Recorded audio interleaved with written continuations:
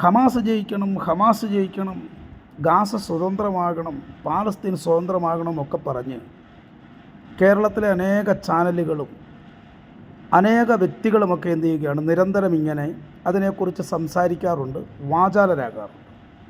എന്നാൽ അവരോട് എനിക്ക് പറയുവാനുള്ളത്, എന്തുകൊണ്ടാണ് നിങ്ങൾ ഇങ്ങനെ ആഗ്രഹിക്കുന്നതില്ലെങ്കിൽ പറയുന്നത്? മാനുഷികപരമാകുന്നൊരു വശമാണത്, മാനുഷികപരമാകുന്ന ഒരു ചിന്തയാണത്. അടിച്ചമർത്തപ്പെട്ട ഗാസയിലുള്ള ജനങ്ങൾ അല്ലെങ്കിൽ പലസ്തീനിലെ ജനങ്ങൾ എന്ത് ചെയ്യണം, സ്വതന്ത്രരാകണമെന്ന് നമ്മൾ ആഗ്രഹിക്കുകയാണ് ചെയ്യുന്നത്. അതിനുവേണ്ടി നമ്മളിവിടെ നിന്നുകൊണ്ട് അനേക തരത്തിലുള്ള പ്രൊപ്പഗണ്ടയൊക്കെ നമ്മൾ നടത്തുകയാണ്. പലസ്തീനെതിരായി അല്ലെങ്കിൽ ഇസ്രായേലിനെതിരായിട്ടുള്ള പ്രൊപ്പഗണ്ടയൊക്കെ ചെയ്യുകയാണ്, അതിന് സപ്പോർട്ട് കൊടുക്കുകയാണ്, സഹായങ്ങൾ വാഗ്ദാനം ചെയ്യുകയാണ്. അങ്ങനെയൊക്കെയുള്ള കാര്യങ്ങൾ എന്ത് ചെയ്യുകയാണ്, നമ്മൾ ചെയ്തുകൊണ്ടിരിക്കുകയാണ്.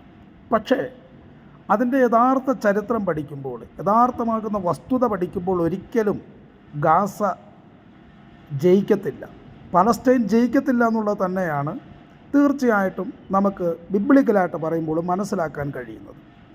കാരണം അതൊരു മാനുഷികപരമാകുന്ന ചിന്തയിലൂടെ കടന്നു പോയാൽ ഒരു പക്ഷേ ഇതൊരടിച്ചമർത്തലായിട്ടും മറ്റൊരുവൻ്റെ സ്ഥലം കയ്യേറിയതായിട്ടൊക്കെ നമുക്ക് എന്ത് ചെയ്യാം, തോന്നാം.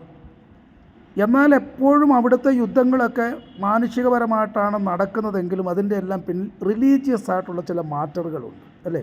മതപരമാകുന്ന ചില വസ്തുതകൾ അതിൻ്റെ എല്ലാം പിന്നിലുണ്ട്. എന്തുകൊണ്ടാണ് മുസ്ലിങ്ങൾ ഈ ഗാസയെ ഇല്ലെങ്കിൽ ജെറുസലേമിനെ അവർ ആഗ്രഹിക്കുന്നതിൻ്റെ കാര്യം എന്താണ്? അത് മതപരമാകുന്നൊരു കാര്യം തന്നെയാണ്. കാരണം മുഹമ്മദ് നബിയുമായി ബന്ധപ്പെട്ടൊരു കാര്യമാണ് ജെറുസലേമിനെ അവർ അവകാശപ്പെടുന്നത്. അതുപോലെ തന്നെയാണ് യഹൂദനും എന്ത് ചെയ്യുന്നത്, റിലീജിയസ് ആയിട്ടാണ് അവരിതിനെ ചിന്തിക്കുന്നത്, മാനുഷ്യപരമായിട്ടല്ലേ അല്ല. അവരും മതപരമായിട്ട് മാത്രമാണ് ജെറുസലേമിനെയും പലസ്തീനെയും ഒക്കെ കാണുന്നത്. ഇനി ക്രിസ്ത്യാനികളുടെ കാര്യം എടുക്കുമ്പോൾ അവരതിന്മേൽ മണ്ണിനെ അവകാശം പറയുന്നില്ല, അവിടുത്തെ നിലത്തെ അവകാശം പറയുന്നില്ല, അവിടുത്തെ ഒരു സ്ഥലത്തെ അവകാശം പറയുന്നില്ല. എങ്കിലും അവർക്കും എന്താണ്, ജെറുസലേമിനോടൊരു താല്പര്യമുണ്ട്. കാരണം ജെറുസലേമിൽ യേശുക്രിസ്തു ജനിച്ചു വളർന്നതാണെന്നും ബിബ്ലിക്കലായിട്ടുള്ള അനേക തരത്തിലുള്ള പ്രത്യേകതകൾ ആ സ്ഥലത്തിനുണ്ട്. അതുകൊണ്ട് ക്രിസ്ത്യാനിറ്റികൾക്കും എന്താണ്, ജെറുസലേമിനോട് വലിയ താല്പര്യമാണ്. അല്ലെങ്കിൽ അവരും അതിനെക്കുറിച്ച് ഓർക്കുകയാണ്, പ്രാർത്ഥിക്കുകയാണ്. മിക്കവാറും ക്രിസ്ത്യൻസ് എല്ലാം എന്ത് ചെയ്യാണ്, ഇസ്രായേലിനെ ആയിരിക്കും മനസ്സുകൊണ്ട് സപ്പോർട്ട് ചെയ്യുന്നത്. വായ് കൊണ്ടൊക്കെ ഇങ്ങനെ അവർ ഇപ്രകാരമുള്ള കൊലപാതകങ്ങളെയൊക്കെ പിന്തുണയ്ക്കുന്നില്ല എങ്കിലും മനസ്സുകൊണ്ട് അവർ ഇസ്രായേലിൻ്റെ വിജയം ആഗ്രഹിക്കുന്നവരാണ്. അതിൻ്റെ പിന്നിലും മതപരമാകുന്ന കാര്യം തന്നെയാണ്. അപ്പോൾ ഈ മൂന്ന് കൂട്ടരാണ് എന്ത് ചെയ്യുന്നത്, ഈ ജെറുസലേമിലേക്ക് ഇല്ലെങ്കിൽ ഈ ഇസ്രായേലിലേക്ക് എപ്പോഴും കണ്ണു നട്ടുകൊണ്ടിരുന്നിട്ട് അവിടുത്തെ കാര്യങ്ങളെ എന്ത് ചെയ്യുന്നത്, സംസാരിക്കുന്നുള്ളതാണ്. ഹിന്ദുക്കൾ എന്തുകൊണ്ടാണ് ഇതിനെക്കുറിച്ച് വാചാലരാകുന്നത്? നരേന്ദ്രമോദിയുടെ ഭരണമാണ് ഇപ്പോൾ ഇന്ത്യയിൽ നടക്കുന്നത്. നരേന്ദ്രമോദിയുടെ ഗവൺമെൻറ് ഇസ്രായേലിനെ സപ്പോർട്ട് ചെയ്യുന്നത് കൊണ്ട് അവരും എന്ത് ചെയ്യുകയാണ്, ഇസ്രായേലിനെ സപ്പോർട്ട് ചെയ്യുകയാണ്. മറിച്ച് നോക്കുക, ഇപ്പോൾ കോൺഗ്രസ് ആണ് ഇന്ത്യ ഭരിക്കുന്നതെങ്കിൽ ഇല്ലെങ്കിൽ ഏതെങ്കിലും മറ്റ് രാഷ്ട്രീയ പാർട്ടികളാണെങ്കിൽ ഹിന്ദുക്കൾ ഈ കാര്യത്തിൽ ഇടപെടുകയില്ല. ഇല്ലെങ്കിൽ അവരെന്തെങ്കിലും ഒരു കാര്യങ്ങളിങ്ങനെ പറയുമായിരിക്കും ഇതിനെക്കുറിച്ച്. പക്ഷെ അവരിങ്ങനെ വളരെ ഇൻട്രസ്റ്റ് ആയിട്ട് അല്ലെങ്കിൽ താല്പര്യത്തോടു കൂടി അവരൊരിക്കലും ഇതിനോട് എന്ത് ചെയ്യാണ്, ഇസ്രായേലിനോട് ചേരുമെന്ന് എനിക്ക് തോന്നുന്നില്ല. അപ്പോൾ ഇതെല്ലാം ഒരു തരത്തിൽ രാഷ്ട്രീയപരമായും മതപരമായിട്ടുള്ള കാര്യങ്ങളൊക്കെ തന്നെയാണ്. മാനുഷികപരമാകുന്നൊരു കാര്യമേ ഇതിൻ്റെ അകത്ത് ആരും ചിന്തിക്കുന്നില്ല എന്നുള്ളതാണ്.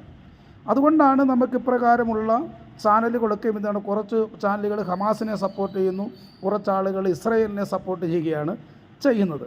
അപ്പോൾ ഇനി ഞാൻ നിങ്ങളോട് പറയുവാൻ ആഗ്രഹിക്കുന്ന കാര്യം, ഒരു കാരണവശാലും റിലീജിയസ് ആയിട്ട് നോക്കിയാലും മതപരമായിട്ട് നോക്കിയാലും മാനുഷികപരമായിട്ട് നോക്കിയാലും ഇസ്രായേലിന്മേൽ ഈ ഹമാസിന് ജയം വരിക്കാൻ കഴിയത്തില്ല. അങ്ങോട്ടും ഇങ്ങോട്ടൊക്കെ കുറച്ച് പേര് മരിക്കുമായിരിക്കും, അല്ലേ? അപ്രകാരമാണ്.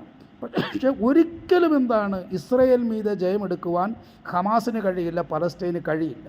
റിലീസായിട്ട് നമ്മൾ പറയുമായിരിക്കും, കാലങ്ങൾ കഴിയുമ്പോൾ പലസ്തീൻ ചിരിക്കും, പാലസ്തീന് റീസ്റ്റോർ ചെയ്യും, അവിടെ ജനങ്ങൾ മടങ്ങി വരും, അവിടെ വലിയ ഉല്ലാസത്തോടെ ആളുകളിങ്ങനെ ജീവിക്കുമെന്നൊക്കെ എന്ത് ചെയ്യുകയാണ്, മതപരമായിട്ടുള്ള ചിന്ത കൊണ്ട് നമുക്കിങ്ങനെ വായിക്കൊണ്ട് പറയുവാൻ കഴിയുമായിരിക്കും.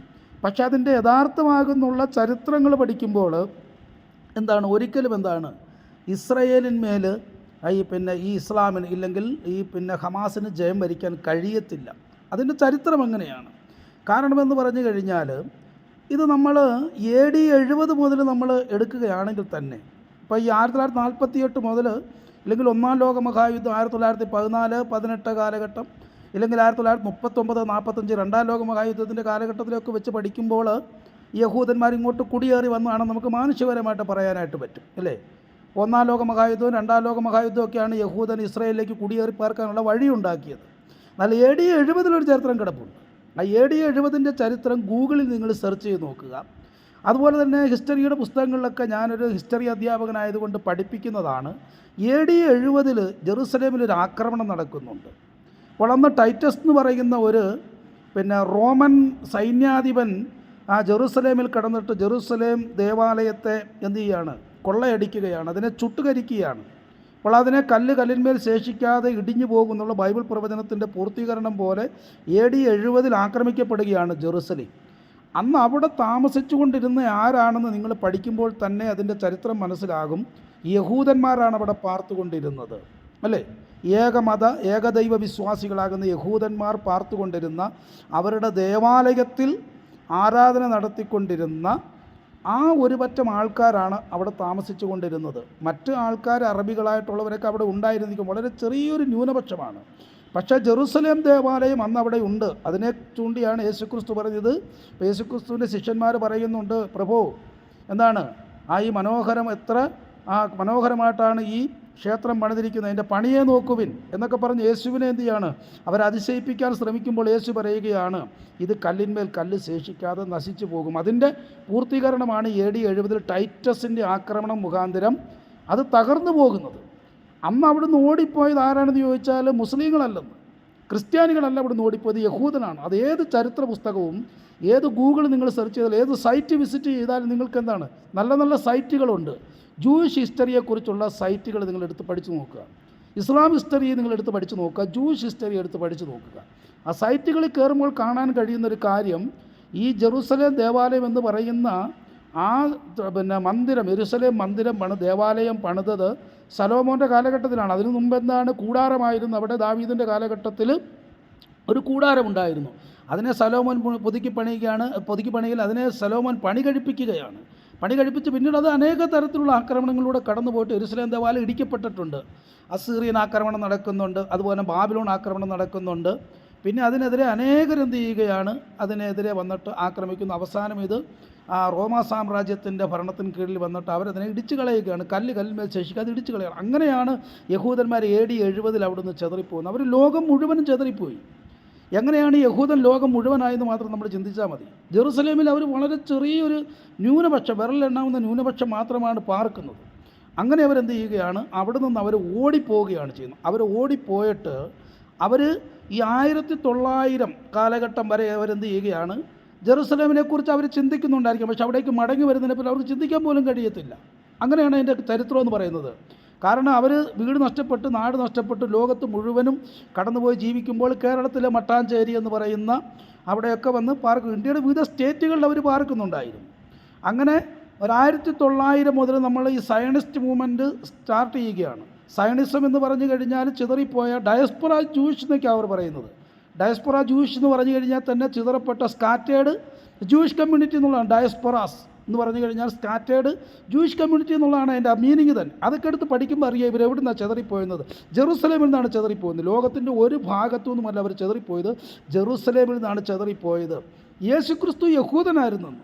യേശുക്രിസ്തുവിനെ ക്രൂശീകരിക്കുന്ന ജെറുസലേമിലാണ്. അതൊക്കെ ചരിത്രത്തിൽ നമുക്ക് കാണാൻ കഴിയുന്ന കാര്യങ്ങളാണ് അല്ലേ. യേശുക്രിസ്തുവിൻ്റെ ജനിച്ച സ്ഥലവും ഒക്കെ ഇന്നും എന്തുകയാണ്, അവിടെ ഇങ്ങനെ സ്വർണ്ണമൊക്കെ പൂശിയിട്ടിരിക്കുന്ന ചരിത്രങ്ങൾ അവിടെ കിടക്കുകയാണ്. ഒരു ചരിത്രം അവിടെ കിടക്കുകയാണല്ലേ. ആ ചരിത്രം അവിടെ കിടക്കുമ്പോഴാണ് നമ്മൾ എന്ത് ചെയ്യുന്നത്, അതിനെ നിരാകരിച്ചുകൊണ്ട് പറയുകയാണ് ഇത് അവരുടെയാണ്, ഇത് യഹൂദന്മാർ കൈയേറിയതാണ്, കുടിയേറി പാർക്കാൻ വന്നതാണ്, അവരുടെ സ്ഥലം കൈയടയ്ക്കണം എന്നൊക്കെ പറഞ്ഞു കഴിഞ്ഞാൽ ഒരിക്കലും അതിൻ്റെ ചരിത്രം പഠിക്കുന്നവൻ അംഗീകരിക്കാൻ കഴിയത്തില്ല. പിന്നെ ചുമ്മാ കണ്ണു അടച്ചിട്ട് എന്തെങ്കിലും വിളിച്ച് പറയുന്നവർക്ക് ഒരു പക്ഷേ അത് ചിലപ്പം വലിയ കാര്യമായിരിക്കാം. പക്ഷേ ചരിത്രം പഠിക്കുന്നവർക്ക് ഒരിക്കലും എന്താണ് അതിനെ അംഗീകരിക്കാൻ കഴിയത്തില്ല.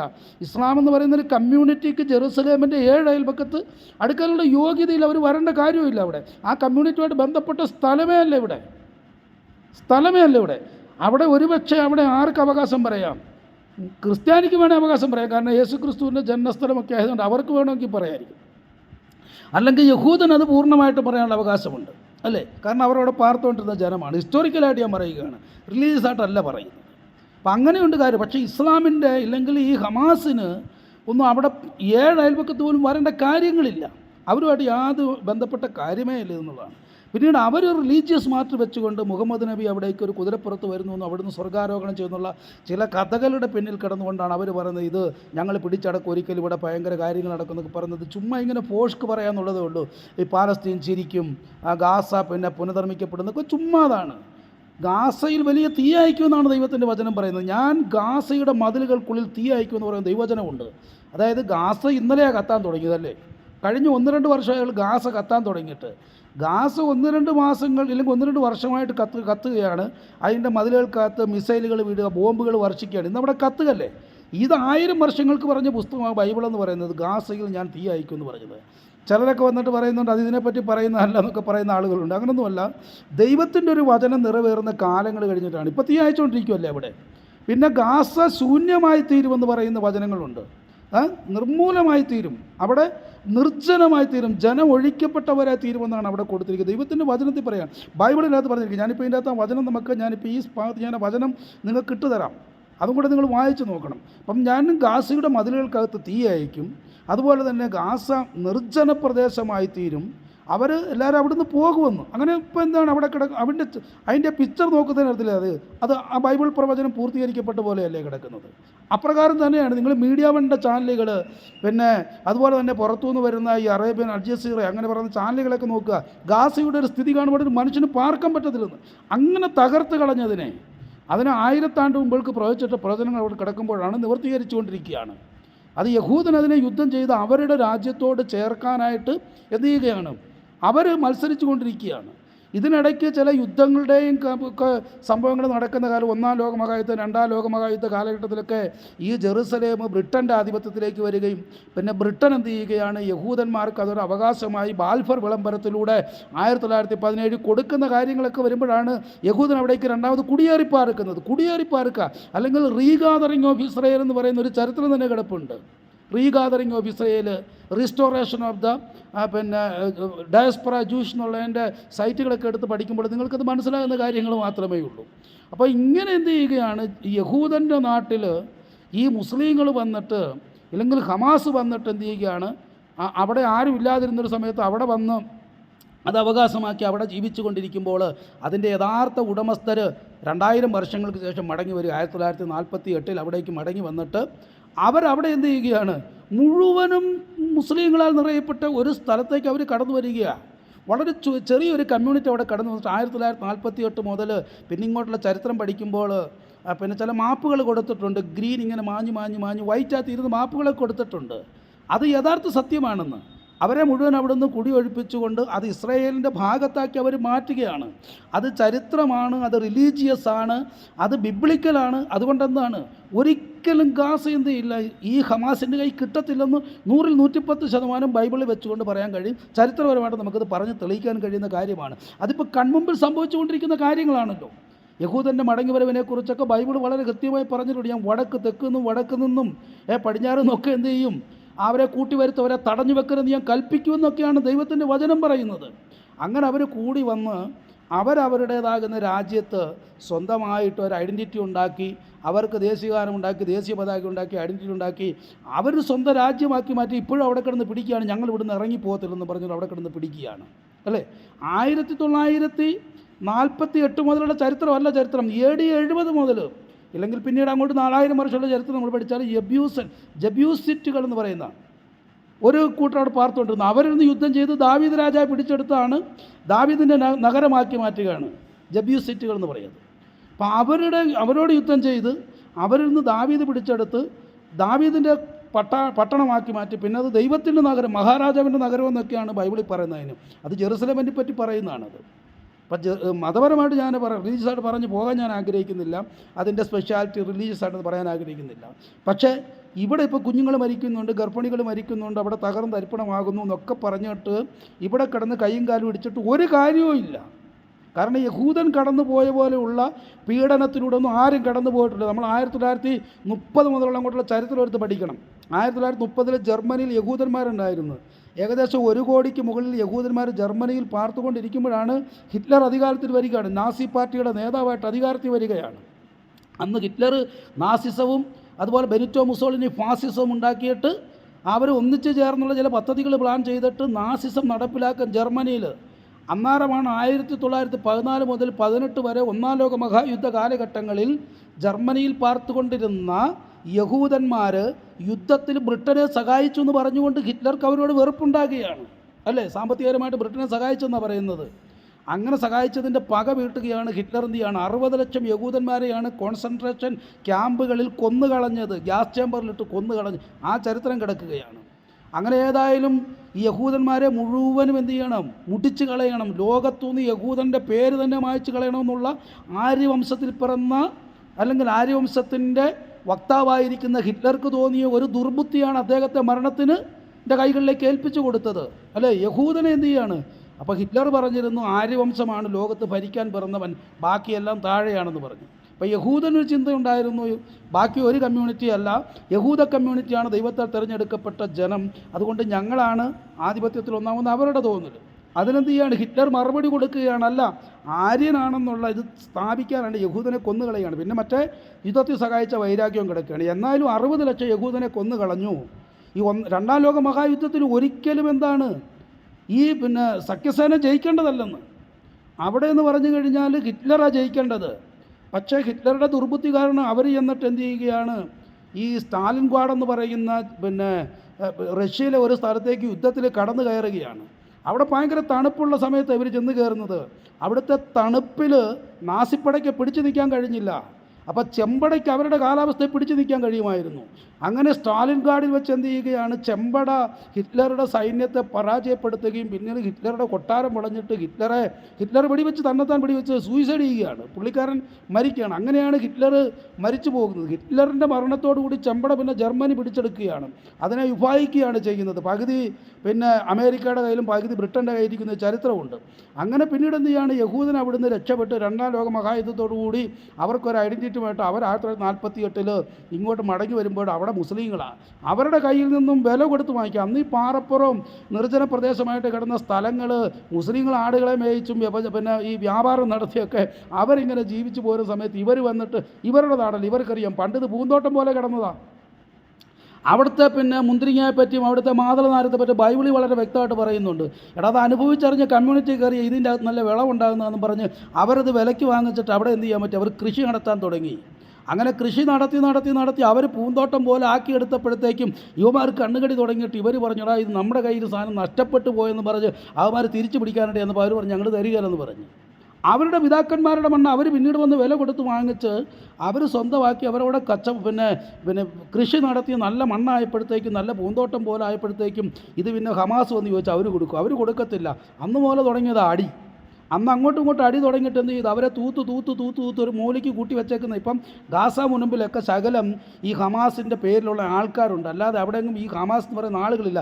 ബാക്കി മുഴുവൻ യഹൂദൻ്റെ കയ്യിലായെന്ന്. ഇത് ചരിത്രം കണ്ണു തുറന്ന് കാണുന്നവർക്കും റിയാലിറ്റി കാണുന്നവർക്കും മനസ്സിലാകും. അവർ ഈ ഹമാസിനെ ദൂരെ കളഞ്ഞിട്ട് അവർ നാളെ അവരുടെ സാമ്രാജ്യം സ്ഥാപിക്കുകയല്ലേ അവിടെ. ഇത് ചുമ്മാ ഇവിടെ കിടന്നുകൊണ്ട് സേവ് ഗാസ എന്ന് പറഞ്ഞാലൊന്നും എന്താണ് സേവാകാൻ പോകുന്ന സാധനമല്ലത്. അപ്പോൾ അവിടെ നിന്ന് ഇറങ്ങി മാറുന്നതായിരിക്കും അവർക്ക് നല്ലത്. കാരണം ഇല്ലെങ്കിൽ ബാക്കിയുള്ളതും കൂടെ മരിച്ചു പോകും. അത് ചരിത്രമാണ്, അത് ബിബ്ലിക്കലാണ്. റിലീജിയസ് ആയിട്ട് നോക്കി, ഹിസ്റ്റോറിക്കലായിട്ട് നോക്കിയാൽ ഇത് സത്യം ഇതാണ് കുഞ്ഞുങ്ങളെ. അല്ല ചുമ്മാ നിങ്ങൾ പറയുന്നത് ഇവിടെ കിടന്നുകൊണ്ട് കയ്യും കാലും ഇട്ടടിച്ചിരുന്ന ഒരു കാര്യമില്ല. ഒരു രാഷ്ട്രീയ പാർട്ടി അവരെ ഇസ്രായേലിനെ ആര് സഹായിച്ചില്ലെങ്കിലും അവരടിക്കുമെന്ന് അവരുടെ സ്വഭാവം. ബൈബിൾ എടുത്ത് പഠിച്ചു കഴിഞ്ഞാൽ അവർ ഏറ്റവും കൂടുതൽ അടി കൊണ്ടിട്ടുള്ളത് ഇസ്രായേലാണ്. യഹൂദന്മാർ അടി കൊണ്ടിട്ടുള്ളപ്പോൾ ലോകത്താരും അടി കൊണ്ടിട്ടില്ല. അതവർക്ക് ദൈവത്തോട് ചേർന്ന് നിൽക്കുമ്പോൾ ദൈവം ഇടയ്ക്കിടയ്ക്ക് എങ്ങനെയാണ് ഈ ബാബിലോണൊക്കെ അവരെ കയറി അടിക്കുന്നതെന്നറിയാവോ? അസൂരൊക്കെ അവരെ കയറി അടിക്കുന്നു പറഞ്ഞാൽ ദൈവം അവരെ ഏൽപ്പിച്ചു കൊടുക്കുക അടിക്കാൻ പറഞ്ഞുകൊണ്ട്. അങ്ങനെ അടിച്ചിട്ട് ജെറുസലേം ദേവാലയം കത്തിച്ച് കളഞ്ഞിട്ട് അവിടുന്ന് അവർ ബാബിലോണിലേക്ക് പ്രവാസത്തിൽ പോയി, അസീറിയയിലേക്ക് പ്രവാസി പോയി 10-70 വർഷം കഴിഞ്ഞാൽ മടങ്ങി വരുന്നത്. അടി കുറെ കൊണ്ട ടീമുകൾ. ഇവർക്ക് അടിയൊരു പ്രശ്നമല്ലെന്ന്. അടിച്ച് ചത്തെന്ന് പറഞ്ഞാൽ ഇവർ എഴുന്നേറ്റ് വന്ന് വീണ്ടും എന്ത് ചെയ്യുമെന്നറിയാം? ഇവരൊരു ജാതിയായിട്ട് മാറും. ഇവരുടെ സ്വഭാവമാണ്. അതിന് ഈ 52 ഇസ്ലാം രാജ്യങ്ങൾ ഒന്നിച്ച് നിന്നാലും ലോകരാജ്യങ്ങൾ മുഴുവൻ എഴുന്നേറ്റ് നിന്നെന്ന് പറഞ്ഞാലും ഈ ഇസ്രായേലിൻ്റെ സ്വഭാവം എന്ന് പറഞ്ഞു കഴിഞ്ഞാൽ അവരൊരിടത്തും തുടങ്ങിയാൽ തീർത്തിട്ടേ അവർ മാറുള്ളൂ. അതവരുടെ സ്വഭാവമാണ്. നിങ്ങൾ ബൈബിളെടുത്ത് ആദ്യം വായിച്ച് നോക്ക്. ആ ബൈബിളിനകത്ത് വളരെ വ്യക്തമായിട്ട് കൊടുത്തിട്ടുണ്ട്. അവരെ തോൽപ്പിക്കാൻ വന്നവരെ അവർ തോറ്റിട്ടുണ്ടെങ്കിലും പിന്നീട് അവരടിച്ചെന്ത് ചെയ്യും? അവരെ ഒതുക്കിക്കളയും. അതവരുടെ സ്വഭാവമാണ്. അതുകൊണ്ട് എന്താണ് നമ്മളിനി ആരെ സപ്പോർട്ട് ചെയ്യുമെന്ന് പറഞ്ഞെന്ന് പറഞ്ഞാൽ ഒരിക്കലും ഗാസ ഇവർക്ക് സ്വന്തമാകത്തില്ല. ഇസ്ലാമിന് സ്വന്തമാകത്തില്ലെന്ന്, പലസ്തീന് കിട്ടത്തില്ലെന്ന് 100-110% എഴുതി വെച്ചോളുക. അത് അവസാനം ഇത് പൂർണ്ണമായിട്ട് യഹൂദൻ്റെ കൈകളിലേക്ക് വരും. അവരവിടെ യെരുശലേം ദേവാലയം പണിയും. അതൊരു ചരിത്ര സംഭവമാണത്. അതൊരിക്കലും മറക്കാൻ കഴിയാത്തൊരു സംഭവമാണ് നമുക്ക്. അതുകൊണ്ട് നമ്മളിവിടെ കിടന്ന് സേവ് ഗാസ എന്ന് പറഞ്ഞാലും അവിടെ ഗർഭിണികളെ കുഞ്ഞുങ്ങളെ കത്തിക്കുന്നത് നമുക്കത് വലിയ സങ്കടം ഉണ്ടാക്കുന്ന കാര്യമാണ്. രാവിലെ എഴുന്നേൽക്കുമ്പം ഈ വാർത്ത അത് കത്തിക്കിടക്കുന്നത് കണ്ടു കഴിഞ്ഞാൽ ഭക്ഷണത്തിന് വേണ്ടി കുഞ്ഞുങ്ങൾ അവിടെ കിടന്ന് അടിപിടി ഉണ്ടാക്കുകയാണല്ലേ. ഈ യഹൂദന് കോൺസെൻട്രേഷൻ ക്യാമ്പുകളിൽ ആഴ്ചയിൽ ഒരു പ്രാവശ്യം സൂപ്പ് കിട്ടിയ ചരിത്രമുണ്ട്. ആഴ്ചയിൽ ഒരു നേരം സൂപ്പ് കൊടുത്ത് അവൻ്റെ ശരീരത്തെ മാംസം മുഴുവൻ വറ്റിച്ച് കളഞ്ഞിട്ട് അവൻ്റെ തുണി മുഴുവൻ ഉരിഞ്ഞ് അവൻ്റെ ശരീരത്തിലുണ്ടെന്ന പൊന്നും ആഭരണങ്ങളെല്ലാം പിടിച്ചു വാങ്ങിച്ചിട്ട് അവൻ്റെ തലമുടികൾ തന്നെ ഷേവ് ചെയ്തെടുത്തിട്ട് അത് തന്നെ മാർക്കറ്റ് വിൽക്കുമായിരുന്നു പൈസയ്ക്ക് വേണ്ടി. ഹിറ്റ്ലറുടെ കാലഘട്ടം നടന്ന ഇപ്പോഴും അവിടെ ഇത്രത്തോളം കിലോ കണക്കിന് മുടികൾ ഇന്നും അടുത്ത കോൺസെൻട്രേഷൻ ക്യാമ്പുകളിൽ കൂട്ടിയിട്ടേക്കുന്ന ചരിത്രം രവി സക്രിയ എന്ന് പറയുന്ന ഒരു ക്രിസ്ത്യൻ പ്രീച്ചറുണ്ട്. അദ്ദേഹത്തിൻ്റെ പ്രസംഗത്തിൻ്റെ അകത്ത് ആ ചരിത്രം പറയുന്നുണ്ട്. അല്ല, ചുമ്മാ കിടന്ന് പറഞ്ഞിട്ട് കാര്യമില്ല. കോൺസെൻട്രേഷൻ ക്യാമ്പുകൾ ഇന്നും അവിടെ നിൽക്കുക യഹൂദനെ കൊന്നു കളഞ്ഞത്. അങ്ങനെ തകർന്നു പോയൊരു ജാതിയാണെന്ന്. അവിടെ നിന്നാണ് ഇത് പൊങ്ങി വന്നത്. എങ്ങനെ കത്തിച്ചാലും എത്ര ചാരമായാലും ഒരു ഫിനിക്സ് പക്ഷിയെപ്പോലെ ഇവർ ഉയർത്തെഴുന്നേറ്റ് വന്ന് ഇവരെന്ത് ചെയ്യും? അവരവരുടെ രാജ്യം സ്ഥാപിച്ചിരിക്കും, അവരുടെ കാര്യം നടപ്പിലാക്കും. ഇത്രയും ചെറിയൊരു ജാതി ഇന്ന് ലോകത്തെ ഭരിക്കത്തക്ക രീതിയിലേക്ക് ലോകത്തെ കൺട്രോൾ ചെയ്ത രീതിയിലേക്ക് അവരുടെ ടെക്നോളജി വളർന്നുകൊണ്ടിരിക്കുകയെന്ന്. അതിനെ നമുക്ക് എതിരിടാൻ പറ്റത്തില്ലെന്ന്. നമ്മൾ അവരുണ്ടാക്കിയത് ഇവരുണ്ടാക്കിയതാ, ഇവർ വമ്പ് പറയുന്നത് പറയും. അങ്ങനെയല്ല. നിങ്ങൾ ഈ ഏറ്റവും കൂടുതൽ നോബൽ സമ്മാനം കിട്ടിയത് ആരാണെന്നും ഏറ്റവും കൂടുതൽ ശാസ്ത്രജ്ഞന്മാരുള്ളത് ആരാണെന്നും ഏറ്റവും കൂടുതൽ കണ്ടുപിടുത്തങ്ങൾ നടത്തിയിട്ടുള്ളത് ഇന്ന് ആയുധങ്ങൾ വിൽക്കുന്നതും മറ്റുള്ള രാജ്യങ്ങൾക്ക് പരിശീലനം കൊടുക്കുന്നതും ഏറ്റവും കൂടുതൽ പൂക്കളും പഴങ്ങളും കയറ്റി അയക്കുന്ന രാജ്യമാണെന്നൊക്കെ നിങ്ങൾ ഗൂഗിളിൽ സെർച്ച് ചെയ്തോ സൈറ്റുകളെടുത്ത് പരിശോധിച്ച് കഴിഞ്ഞാൽ യഹൂദ രാജ്യമാണ്, ഇസ്രയേലാണെന്ന് മനസ്സിലാക്കാൻ കഴിയുമെന്ന്. അതിന് വലിയ കാര്യങ്ങളൊന്നുമില്ല. ഇത്രയും വലിയ രാജ്യങ്ങളെല്ലാം കൂടെ എതിര് നിന്നിട്ട് എന്തുകൊണ്ടാണെന്ന് അവരുടെ അതിൻ്റെ അകത്ത് കയറിയിട്ട് എന്ത് ചെയ്യുകയാണ്? ഒന്ന് അടിച്ച് അവരെ തകർത്ത് കളയാൻ പറ്റുമോ? വല്ലപ്പോഴൊക്കെ 10,000 പേരെ ഇടിച്ച് കളയുകയാണ്. അവരെ ചെറിയൊരു അറ്റാക്ക് ചെയ്ത് അവരെ ഒതുക്കും. പിന്നെ അവർ തിരിച്ച് വന്ന് വമ്പൻ അടിയടിച്ച് തകർത്ത് കളയുന്ന സംഭവങ്ങൾ നമുക്ക് കാണാൻ കഴിഞ്ഞിരിക്കുന്നത്. അതുകൊണ്ട് വളരെ വ്യക്തമായിട്ടും പറയട്ടെ, ഈ ഹമാസ് എന്ന് പറയുന്നവർ ഒരിക്കലും ജയിക്കത്തില്ല. അവിടുന്ന് അവർ മാറുക എന്നുള്ളത് തന്നെയാണ് അവർക്ക് പറ്റിയ ഏറ്റവും നല്ല മാർഗ്ഗമൊന്നുമില്ല. ഇല്ലെങ്കിൽ അവസാന ശ്വാസം വരെ ഞങ്ങൾ ഫൈറ്റ്, ഓക്കെ, അവസാന ശ്വാസം തീരുമ്പോൾ അവിടെ മരിച്ചു വീഴും, അത്രേ ഉള്ളൂ. അത് അവർക്ക് കിട്ടാൻ പോകുന്നില്ല, കിട്ടത്തില്ല. 100-110% അത് തന്നെയാണ് ബൈബിൾപരമായിട്ടും ചരിത്രപരമായിട്ടും അത് തന്നെയാണ് സത്യം. അതുകൊണ്ട് ഈ ഇപ്രകാരമുള്ള കാര്യങ്ങൾക്ക് വേണ്ടി നമ്മൾ പിന്തുണയ്ക്കുമ്പോൾ അതിൻ്റെ ചരിത്രം കൂടി അറിഞ്ഞിരിക്കണമെന്നാണ് എനിക്ക് പറയുവാനുള്ളത്. ഇത്രയും പറഞ്ഞുകൊണ്ട് വാക്കുകൾ ഇവിടെ ചുരുക്കുന്നു.